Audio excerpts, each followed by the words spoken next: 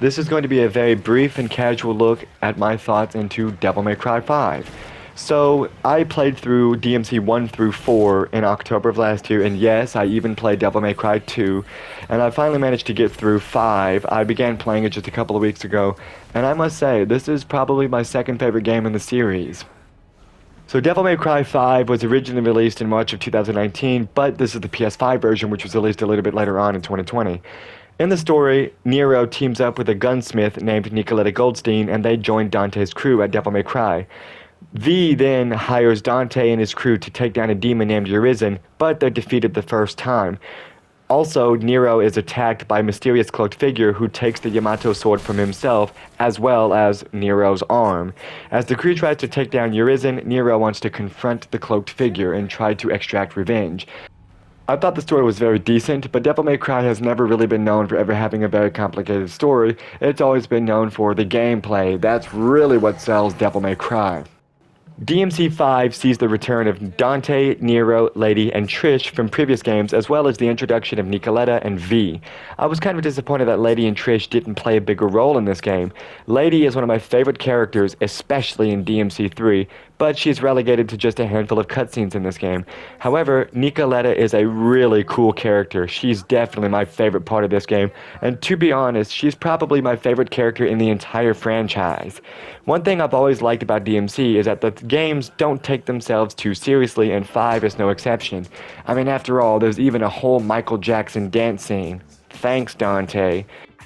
I like the art style in this game too. I think DMC 3 still is the best looking game from an art style perspective, but I think this game looked great too. The settings and enemy designs are really cool, but DMC has always had great enemy designs. Maybe not in the second game per se, but this game features 3 playable base characters, and Virgil is the DLC character, but I didn't play as Virgil. I blame that on Marvel vs. Capcom 3 and my disdain towards fighting him in that game.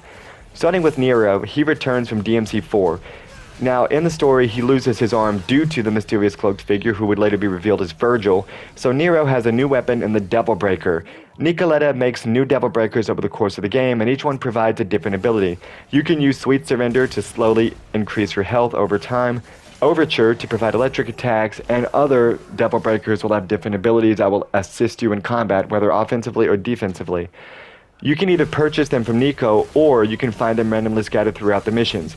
You can also intentionally destroy the Devil Breakers to knock enemies back. It sort of acts as a burst, or sort of a get-off-me kind of move. If you're in a tough situation with heavy traffic, you can intentionally destroy the Devil Breaker to get the enemies off of you, or you can simply use it just to switch your equipped breaker if the next one has a more beneficial ability in combat. Nero also has his gun and sword, both of which can be upgraded, and he even has the tether to pull enemies closer to him. He plays mostly similar to his DMC4 counterpart, but I thought Nero was a very fun, balanced character to use, and I really liked the Devil Breaker mechanic. For V, the new character, he's unique from the rest in that he summons his familiars, Griffin, Shadow, and Nightmare, to assist him in combat. Griffin is good for long-ranged attacks, and Shadow is the best for close-ranged attacks. When heavy lifting is required, Nightmare is great. He does require Devil Trigger to summon, but it absolutely is worth it when the traffic gets heavy. V is interesting because you have to find a nice medium between controlling both Griffin and Shadow at the same time. Finding which combination of the attacks works best was really cool, but I really couldn't shake the feeling that he didn't feel as cool to use as Nero or Dante. Also, V himself has to deliver the final hit to defeat the demons. He doesn't really put himself in danger very often, but you have to get close to physically take the enemies out. It always felt great to summon Nightmare and clear out an entire room full of enemies though. I thought it was really cool too that V can pull out his book and begin reading passages from it to refill his Devil Trigger gauge.